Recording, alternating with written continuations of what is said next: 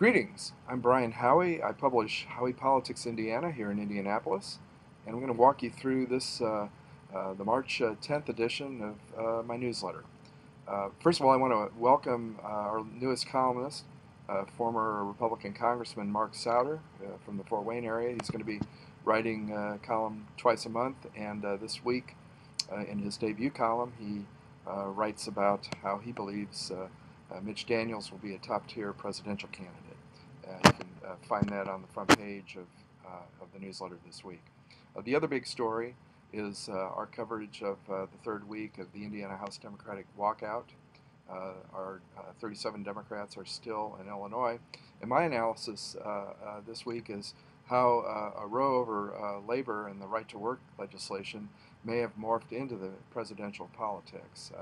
The longer the Democrats delay, the longer it may take for Governor Daniels to get his presidential campaign on track, if that's what he decides to do.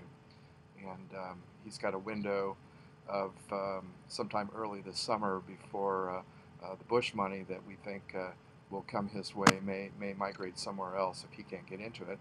And comments he made 8 days ago, and then certainly earlier this week, that his first priority was to work on his reform agenda in Indiana, certainly tells me that he's more interested in that than possibly pursuing the presidency. But we'll see. We're also seeing some of the national organizations, MoveOn.org, OFA, Obama's political wing, that have been involved in, for instance, the 8,000-man rally that they had at the State House Thursday afternoon.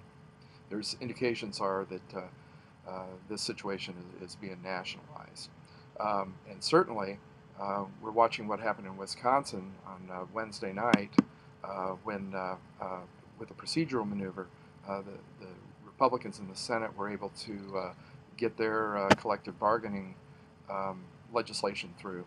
And certainly, Republicans in the Indiana State House are combing through the books, looking at any kind of maneuver that they can do to get their agenda through, possibly without the Democrats. In our horse race, we talk about the residency story concerning Senator Lugar. There were some blog reports that he hasn't owned a home, that he's voting from a house that he hasn't lived in since 1969.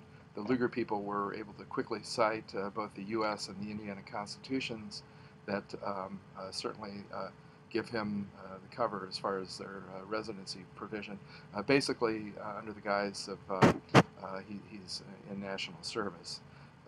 We also have what I call the Indiana gubernatorial hot potato for Indiana Democrats. It used to be there was always one or two people who were waiting in line for the gubernatorial nomination.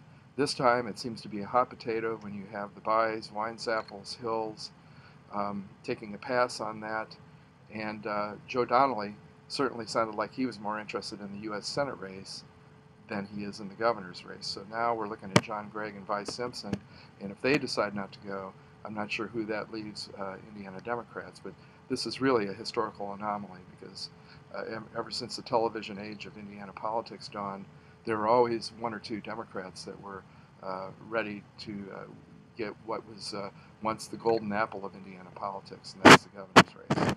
Anyway, that's this week's edition.